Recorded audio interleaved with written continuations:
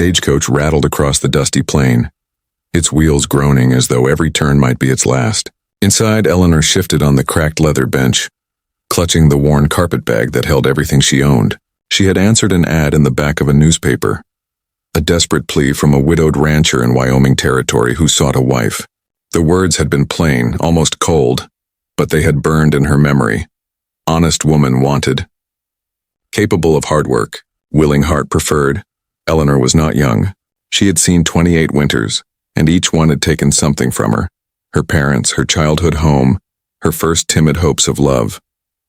Men had looked past her for years, their eyes drawn to prettier, younger girls with softer hands. She had thought herself invisible until she came across that ad. Something inside her whispered that perhaps out in the wilderness where beauty mattered less than grit, she might finally belong. Still, as the coach lurched closer to its destination, fear gnawed at her. What if this man, this rancher, saw her and turned her away? What if she arrived only to be told she was unwanted yet again? The driver called out that the ranch lay just beyond the cottonwoods up ahead. Eleanor pressed her hand to her chest to steady her breathing. The Wyoming sky stretched endless and blue above, but she felt small beneath it, like a speck carried by the wind. When the coach pulled to a stop, she gathered her skirts, lifted her chin, and stepped into the bright sunlight. Before her stood a tall man with broad shoulders, his face weathered by years of sun and loss. His name was Thomas McAllister, and he was not smiling. His hat brim shadowed eyes that had seen too much. At his side, clutching his hand tightly, stood a small girl of perhaps 5 years. Her dress faded, her shoes worn thin. The girl's wide eyes studied Eleanor with a seriousness far beyond her years. Thomas cleared his throat. "You're Miss Eleanor Carver?" She nodded, her voice catching. "Yes, sir, I am." He gave a curt nod.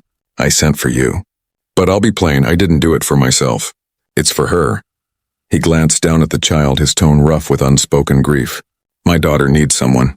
Her mother's been gone near 2 winters now. I can manage cattle, fences, and blizzards, but I can't mend what's broken in her heart."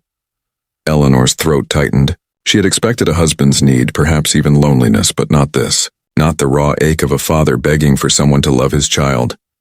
The little girl let go of Thomas's hand and stepped forward, her tiny boots stirring the dust. She looked up at Eleanor, her lips trembling, then whispered words so soft they were nearly carried away by the wind. "Can you be my mommy?" The world stopped. The creak of the coach, the rustle of the cottonwoods, even Thomas's steady breathing, all faded into silence. Eleanor felt the words pierce through every defense she had built over years of rejection. She had come here fearing she was unwanted, unworthy. Yet here stood a child, fragile and desperate, asking her for the very thing she had always longed to give. Her knees nearly buckled, but she forced herself to steady. She crouched so her eyes met the child's. "Yes, sweetheart," she whispered, her voice breaking. "If you'll have me, I'll be your mommy." Tears welled in the girl's eyes, and she flung her arms around Eleanor's neck with a trust so complete it stole the breath from her lungs. Thomas turned away, his jaw tight, his hands clenched as though holding back a storm of emotion. But not all eyes on the ranch welcomed her. From the barn doorway, a ranch hand leaned against the post, his gaze sharp with suspicion. Word had already spread that Thomas had sent for a mail-order bride, and whispers had stirred in town. Some said only desperate women answered those ads. Some said such women carried secrets, and secrets were dangerous in the West. The moment of tender embrace between Eleanor and the little girl was pierced by a shrill whistle from the prairie. A rider galloped hard toward the ranch, dust pluming behind him, his rifle glinting in the sun. Eleanor's heart seized as Thomas's expression darkened. "Outlaws," he muttered. "They've been circling near the river, looking for weak places." Suddenly Eleanor understood. The West was no fairy tale. Survival here was not only about love, but about facing dangers sharper than loneliness. She clutched the girl tighter, her mind racing. She had come for a marriage, for a chance to be wanted. But now, with danger bearing down, she realized she had stepped into something far greater. A fight for family, for belonging, for survival itself. And as the rider reined his horse in, shouting warnings of trouble coming fast from the borderlands, Eleanor knew that her story had only just begun. The rider's horse skidded to a halt in a spray of dust, its nostrils flaring, eyes rolling white. The man atop it swung down before the animal had fully stopped, urgency radiating from every movement. He was young, his shirt streaked with sweat, his chest heaving as though he'd raced from the ends of the earth to deliver his warning. "Thomas," he called out, breath ragged. They're coming. Saw their tracks by the riverbank. 6, maybe 7 men riding hard. Looks like the barn fire last month wasn't the end of it. They're not done with you. Eleanor clutched the little girl closer, her mind scrambling to understand. Barn fire, men circling the ranch. She had imagined hardship here meant blizzards and lean winters, but this was something darker. She glanced at Thomas, searching his weather-beaten face for reassurance, but found only grim resolve. Thomas's hand rested on the butt of the revolver at his hip.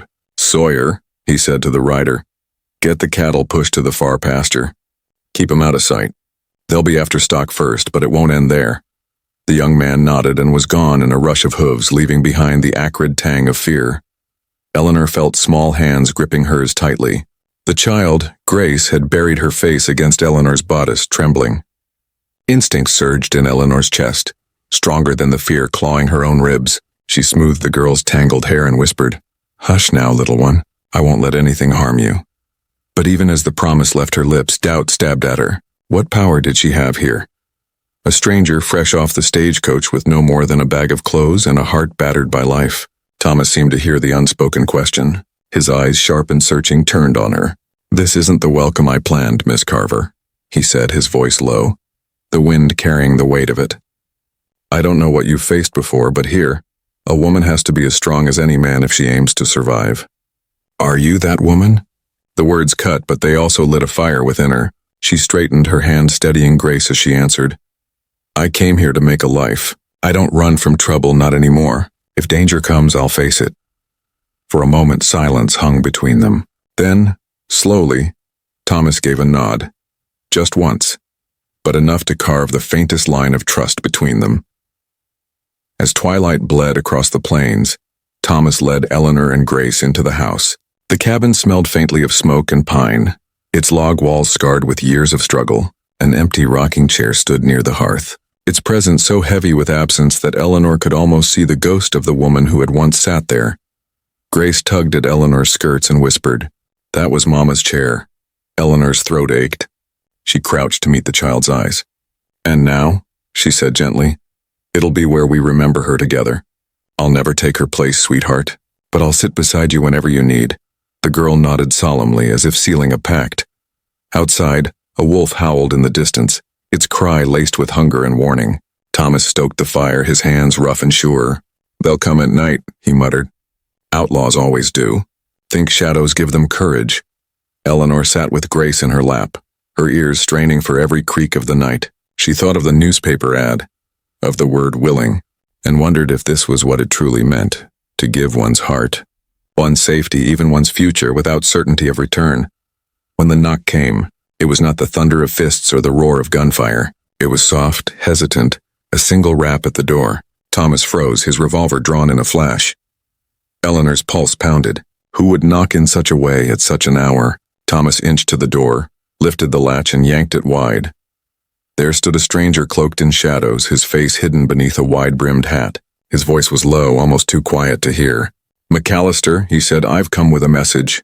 And you'd best listen if you care for the lives inside this house." The fire cracked in the silence that followed, and Eleanor felt the little girl's breath hitch against her chest. The stranger at the door lingered in the glow of the firelight, his hat brim low, the smell of dust and gunpowder clinging to his coat. Thomas held his revolver steady, his finger brushing the trigger, but the man didn't flinch. Instead, he lifted his head just enough for the fire to catch his eyes, gray, cold as riverstone. "They're coming for you, McAllister," he said evenly. 6 riders, maybe more. They mean to take what's yours, burn what they can't carry. And if you fight, they'll make sure the woman and the child suffer for it. Eleanor felt Grace's small body stiffen against her. She stroked the girl's hair, willing calm into her trembling limbs, though her own heart hammered so hard she thought Thomas must hear it. "Why tell me this?" Thomas asked, suspicion sharp in his tone. "If you ride with them, why betray your own?" The stranger's lips curved in something that wasn't quite a smile. "Let's just say I know the man leading them. He owes me a debt. I'm not here to save your hide, McAllister. I'm here to settle mine." The cryptic words hung heavy. Before Thomas could press further, the man stepped back into the night. The door closed, leaving behind only the fire's glow and the sound of the wind rattling the shutters. Grace buried her face in Eleanor's neck, whispering, "Are they really coming?" Eleanor kissed her temple. "Hush, darling. No matter what happens, I'll be here." She wanted to believe her own words, to wrap herself in the strength they implied, but fear gnawed at her. She had faced loneliness, poverty, years of being unseen, but she had never stared down the barrel of lawless men who killed without hesitation. Thomas holstered his revolver, though his jaw was tight with anger. "Outlaws or no, I won't be run off my land." He looked at Eleanor then, his gaze lingering longer than before, searching. "You didn't sign up for this. I asked for a wife to help raise my daughter, not a woman to fight beside me in a war." Eleanor lifted her chin. "And yet here I am. I didn't cross half the country just to flee at the first shadow. If I'm to be Grace's mother, I'll fight for her as any mother would." The words seemed to strike something deep within him. His eyes softened, if only for a breath, and he said quietly, "You've got more grit than I expected, Miss Carver." Later, as the house settled into uneasy silence, Eleanor laid Grace in bed and tucked the quilt around her. The child's lashes fluttered, heavy with exhaustion, but her hand clung to Eleanor's until sleep finally claimed her. Alone in the dim light, Eleanor allowed herself a moment to breathe. She thought of the life she'd left behind in St. Louis, an aunt who had reminded her daily of her plain looks, a string of suitors who had turned their backs after a single polite evening. She had believed her heart was destined to wither unused. And now here she was, with a child clinging to her as though she were salvation itself, and a man who carried sorrow in his eyes but strength in every line of his frame. Yet danger pressed close. Outside, the coyotes yipped and wailed, their cries mingling with the restless whisper of prairie grass. The west seemed alive with warning. Thomas sat at the table, cleaning his rifle with steady hands. "They'll come before dawn," he muttered, more to himself than to her. "They always do." Eleanor hesitated, then crossed the room. She sat across from him, her hands folded tightly to still their tremor. "Tell me about them," she said softly. "These men. What do they want with you?" His gaze flicked up, guarded.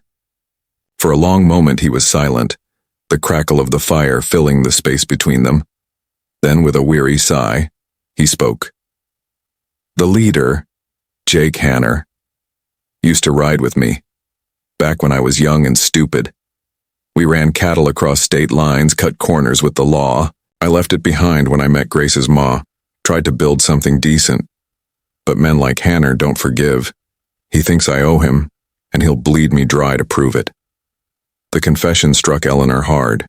She had thought Thomas a man of unshakable honor, a rancher hardened by honest work. But here was a shadow in his past, a truth that explained the outlaw's rage. "And now?" she asked, her voice low. "Now," Thomas said grimly, "I stand between him and everything I've got left. My land, my daughter, and you, if you'll stay." Eleanor's breath caught. In his rough words was an admission, unspoken but undeniable, that she mattered, that her presence carried weight. Warmth spread through her chest, tangled with fear. Before she could reply, a sound split the night, the distant thunder of hooves growing louder with every heartbeat. Thomas rose in an instant, rifle in hand, eyes sharp as steel. Eleanor rushed to Grace's room, her pulse pounding. She pressed her hand to the child's small back, feeling each breath as if to anchor herself. The outlaw storm had arrived. The hoofbeats thundered closer, rolling like storm clouds across the prairie. Eleanor pressed Grace's small body against her as the child stirred, half asleep, her lips murmuring, "Mama." The word pierced Eleanor's heart, like a blade. She smoothed the girl's hair and whispered, "I'm here, sweetheart, I won't let go." But her own fear threatened to break her voice. Outside, Thomas threw open the door, rifle in hand. The night sky was a black canvas streaked with stars, but at the horizon a darker shape surged forward, riders, their torches flaring like demons' eyes. The sight chilled Eleanor's blood. "Get away from the windows," Thomas barked, his voice sharp but steady. "Keep Grace low." She obeyed, crouching with the girl in the corner, though her eyes never left the man who now stood silhouetted in the doorway, a lone figure against the rising storm. The first gunshot cracked the silence, shattering the still night with a vicious echo. Glass burst from the window pane, shards raining onto the floor. Grace whimpered, and Eleanor pulled her close, whispering prayers she hadn't spoken since childhood. Thomas fired back, the roar of his rifle shaking the walls. "You picked the wrong ranch, Hanner," he shouted into the night. Laughter answered, a cruel, mocking sound. "Wrong ranch?" a voice called. "No, Tom, I reckon it's the right one. You always were stubborn about paying your debts." The name hung heavy. Jake Hanner. The man Thomas had confessed to riding with, now come to claim blood instead of coin. The outlaws circled the ranch, their torches leaving streaks of firelight across the dry grass. One hurled his torch onto the barn roof, and in moments flames licked skyward, crackling as they devoured the wood. The cattle bawled in terror, their cries mixing with the gunfire. Eleanor's heart hammered. She couldn't sit helpless while the world burned around her. She eased Grace onto the floor beneath a heavy quilt and whispered, "Stay here, my darling. Don't move until I come back." Grace clutched her sleeve, eyes wide with terror. "Don't go." "I'll always come back to you," Eleanor promised, though her hands trembled. She pried herself free and rose, skirt swishing as she crossed to Thomas's side. He glanced at her in disbelief. "What are you doing?" "Standing with you," she answered, her voice steady despite the quiver in her knees. He shoved a pistol into her hand. "Ever fired one?" She shook her head. "Then point and pull if you have to. No second guessing. Hesitation will kill you faster than a bullet." The next instant, bullets slammed into the doorframe, splinters flying. Eleanor flinched but forced her grip steady on the pistol. Her heart screamed that she was no warrior. But another voice rose inside her, stronger, fiercer, the voice that had whispered to Grace that she would never let go. The attackers closed in. Shadowed faces appeared in the torchlight, bandanas covering their mouths, rifles raised. Jake Hanner rode at their head, tall in the saddle, his grin white against the darkness. "Come out, Tom," he jeered. "Spare your women folk the terror. Or do you aim to let 'em scream while I take back what's mine?" Rage flickered in Thomas's eyes, but before he could answer, Eleanor stepped forward. "We're not afraid of you," she shouted, her voice ringing clear. The words surprised even her. But they cut across the night, drawing the outlaw leader's attention. His grin faltered for a breath, then returned sharper than a knife. "And who might you be?"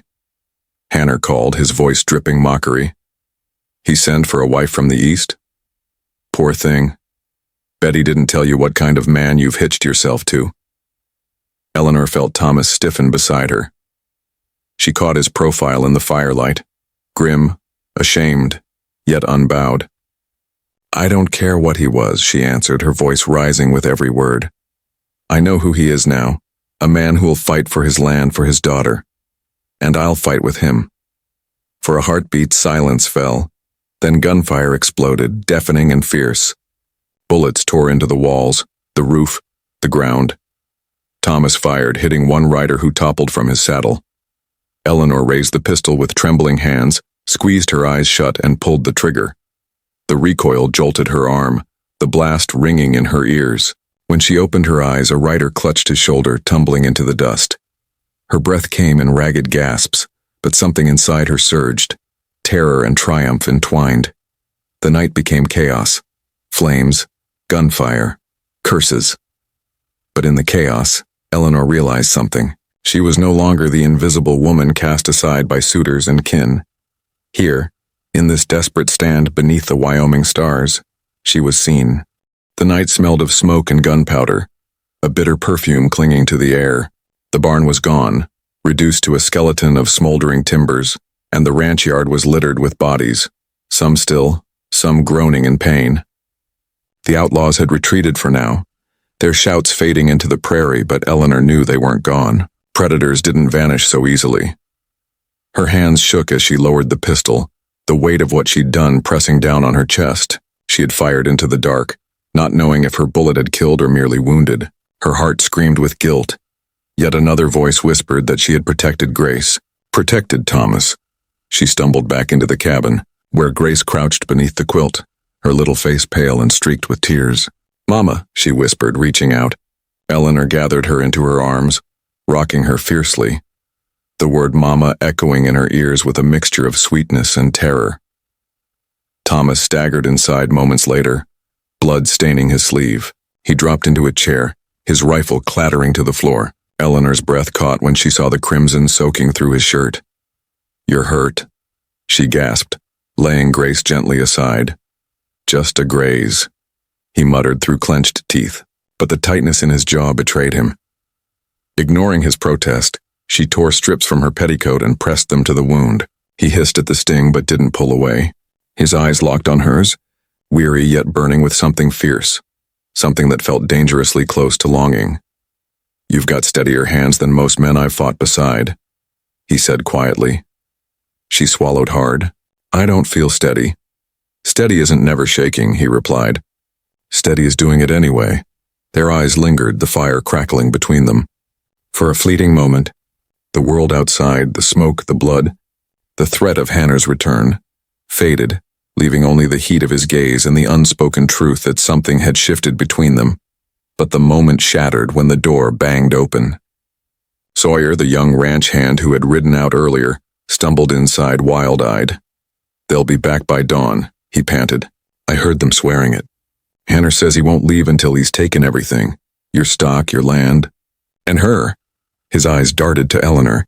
The words hit like a blow. Eleanor's stomach lurched, bile rising. "Me," Sawyer nodded grimly. "He said a woman like you would fetch a fine price in the border towns. He aims to break you, Tom, by taking what's yours."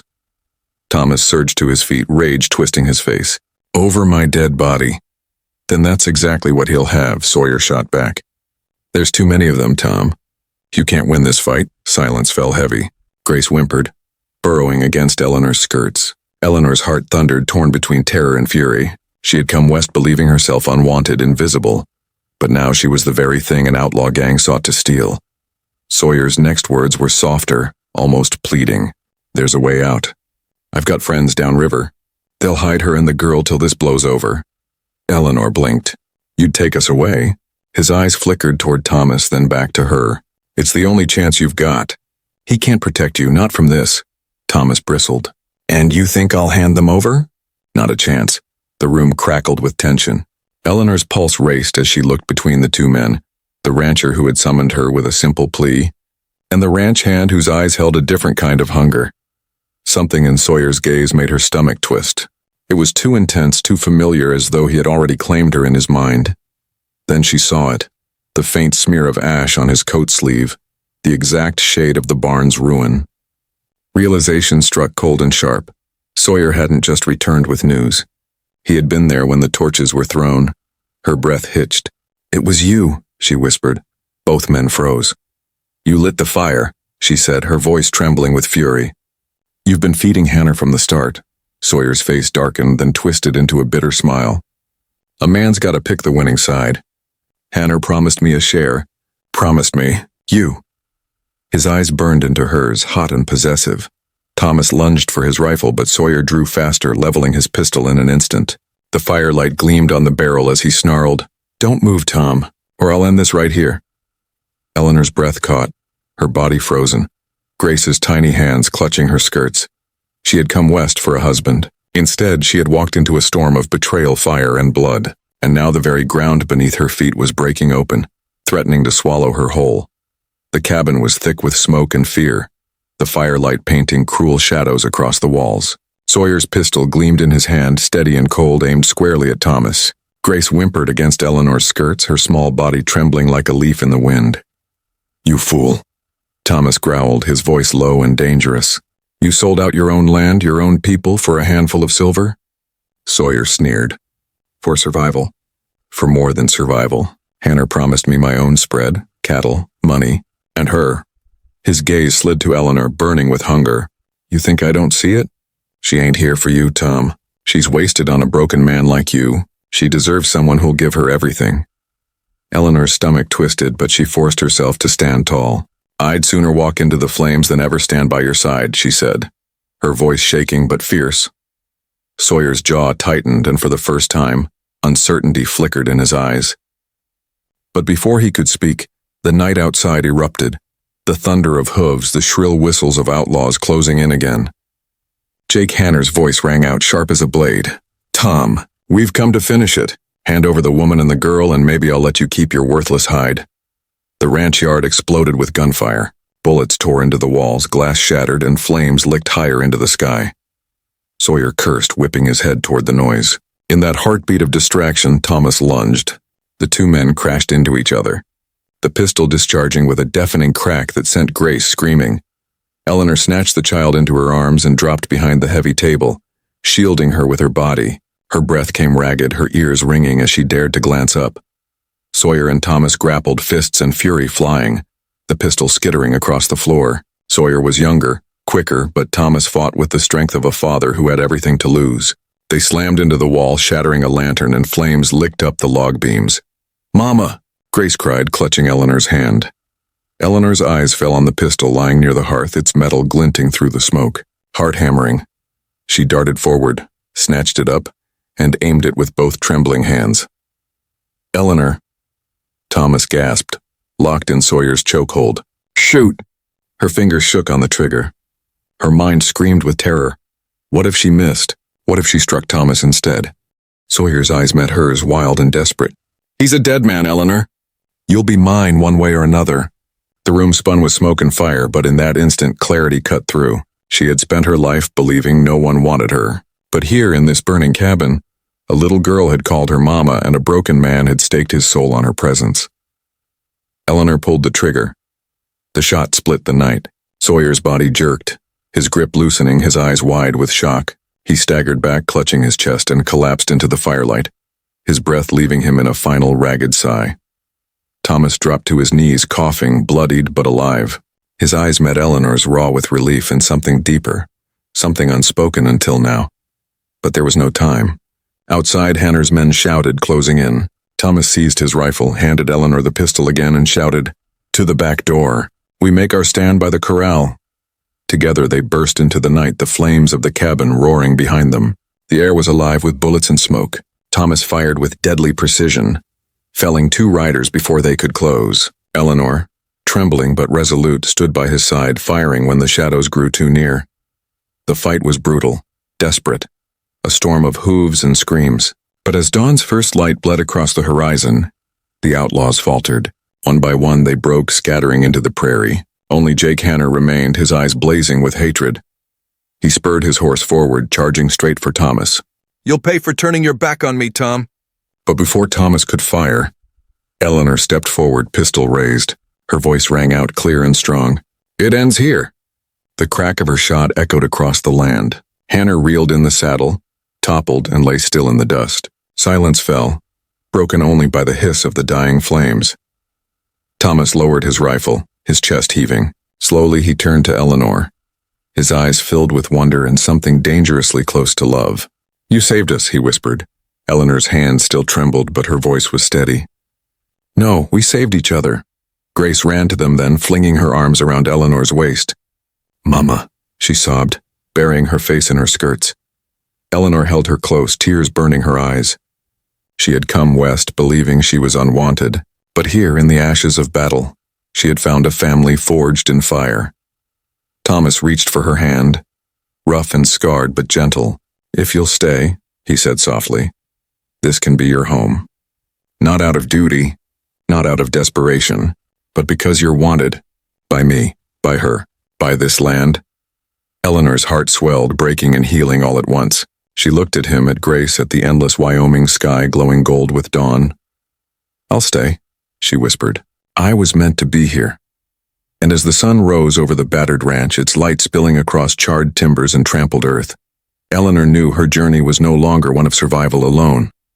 It was a story of love found in the ashes, of redemption carved from the hardest soil, of a woman who had finally discovered she was not only wanted, she was needed.